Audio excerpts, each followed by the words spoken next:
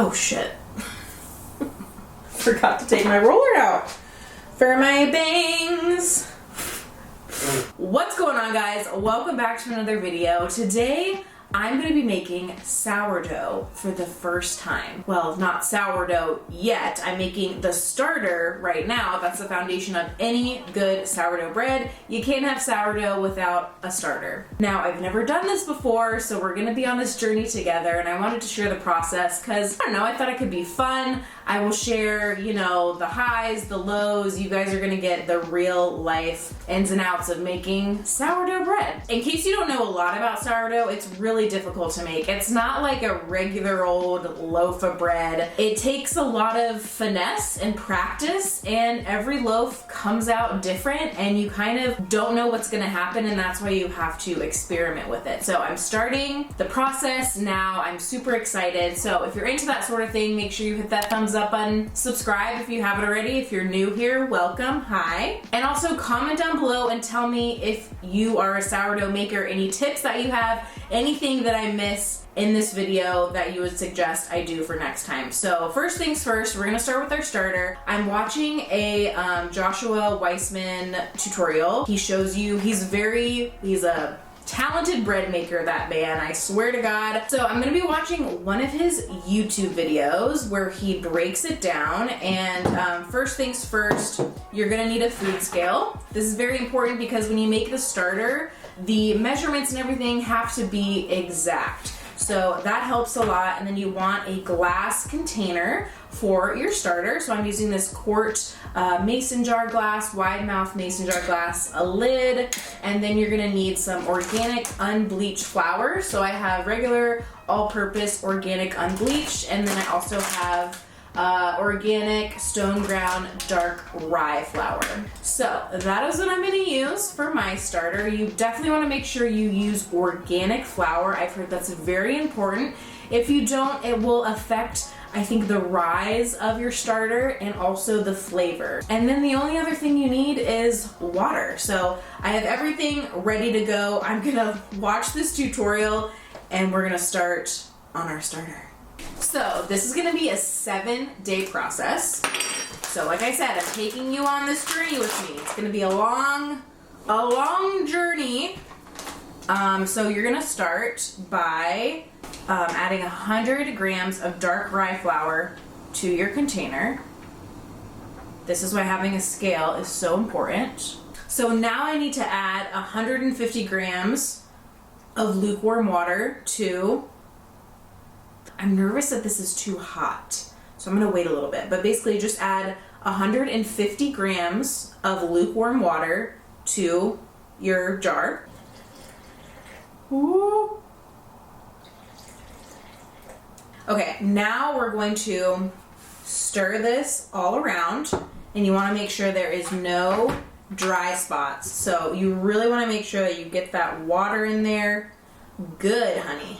Okay, and then that's pretty much it for the first day. You're going to put a loose fitting lid on it, otherwise it will explode, because when things ferment, they bubble up and expand. So loose fitting lid, set this on the counter for 24 hours, and then we're gonna do our first refeed, or our first feeding. So I'll see you then. Hello, okay, so my sourdough starter is doing pretty good. We're on day 5. So today is the 4th feeding that I'm giving my little baby.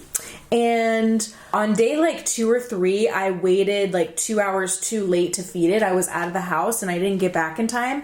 And ever since then, it hasn't been as active, like going up and down in the jar.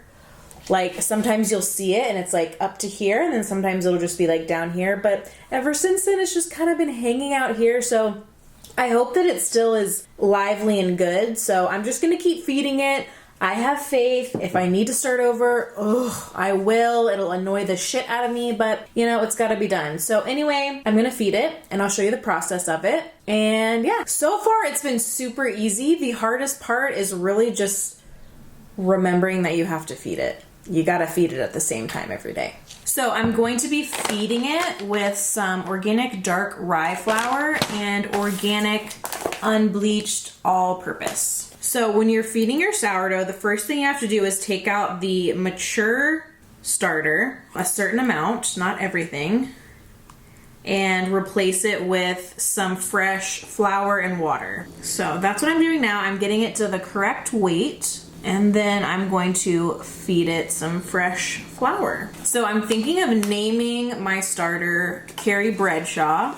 I wanted to come up with a cute name for it, although I didn't come up with it. I think I Googled it or something. But I'm open for suggestions. So if you guys have any fun, cute names for a sourdough starter, let a girl know.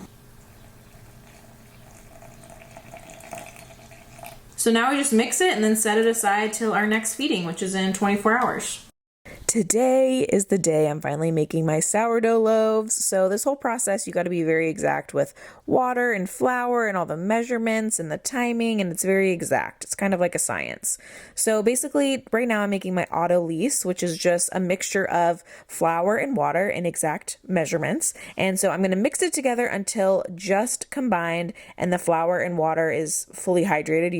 Don't want to overmix it. Let that sit for 30 minutes to an hour and then add in your starter. So I took out some of my freshly made amazing starter and I let it ferment for a few hours before I started making this loaf. And then you're going to take some water and spread out the starter by dimpling your fingers into the dough and slowly starting to incorporate it. And they're going to do this like weird slapping mixing situation, which helps it mix together. I don't know. This honestly, this part right here, the slap and fold, it was the hardest part for me because I just never felt like I really got it right. And honestly, this technique is what really forms your loaves, your sourdough. So if you don't get this right, you're not going to have a very beautiful, good looking sourdough. It's not going to have a proper rise or form. So I really wanted to take this seriously and do it right. And I still don't know if I got it right. So anyway, this is the slap and fold. This is how I looked doing it. I looked like a maniac. It was sticking to my fingers like crazy. So then you're going to add it back to your bowl. Add in some salt, some water, dimple it again with your fingers and incorporate it. And then you're going to do another round of that like slap against the bowl mixing motion. And man, it is quite the arm workout. So then you are going to do another set of slap and fold, which is my least favorite part of this whole process. It's not fun at all. And like I said, I just don't think I'm doing it properly. If you guys have any tips, let me know in the comments.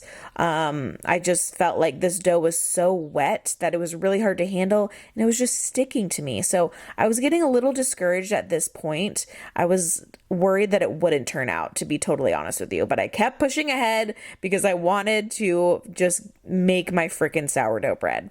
So here we go. Another round of slap and fold. I did this for maybe like 5 to 10 minutes.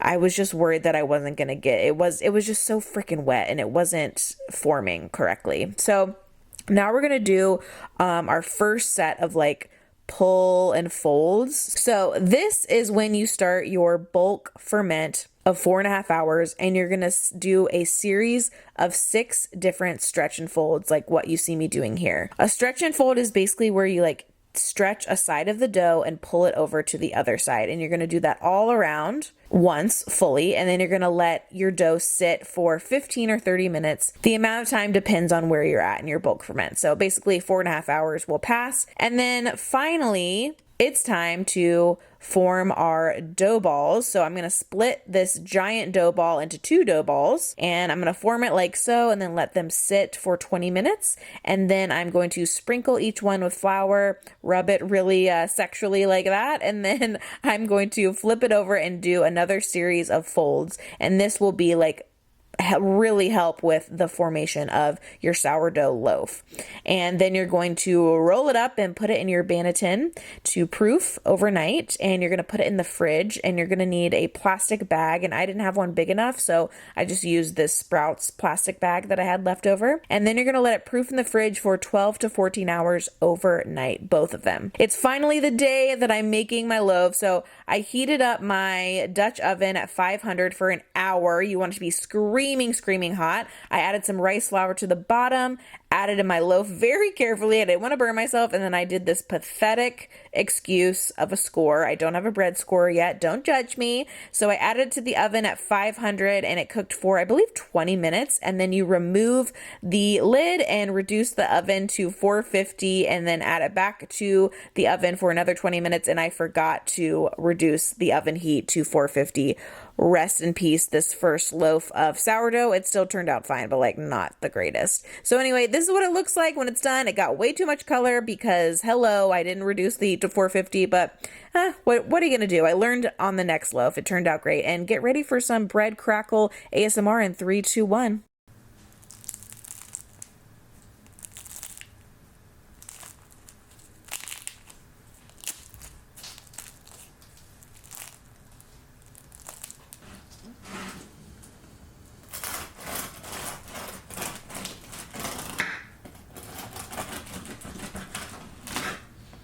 Oh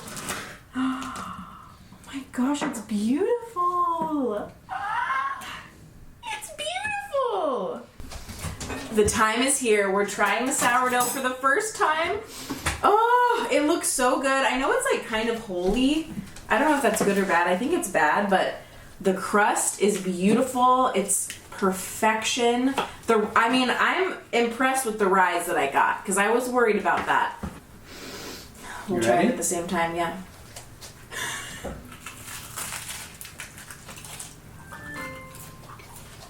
Oh, good. The crust is so good. Ooh, it has that sourdough flavor. I taste it. It's soft and pillowy on the middle, on the inside, and the crust is perfection. It's so crunchy on the outside. Oh, I love it. And I'm so excited because this is my first loaf. I know it's going to get better. Holla. I was really worried that it wouldn't turn out that great, but I'm very impressed with my first results. Not to toot my own horn, but beep, bitch. I kind of killed it. I like this loaf better than this loaf. I kind of screwed up with this one, but anyway. What'd you screw up? I screwed up the temperature. I forgot to turn it down to 450 after 20 minutes. But this one I did it perfectly, so it worked out great. So thank you guys so much for tuning in on my sourdough journey. If you want to see more videos like this, let me know in the comments below. Don't forget to like, subscribe, and of course, don't forget to take care of yourself this week. Eat good food, and I will see you in the next one. Bye!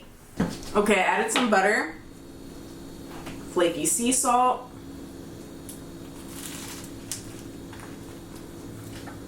oh, hell yeah. Diet Coke ain't good for the soul. Give me that orange soda. Give me a grape like you see in the movies. Bubble to the top like a smoothie, you'll see.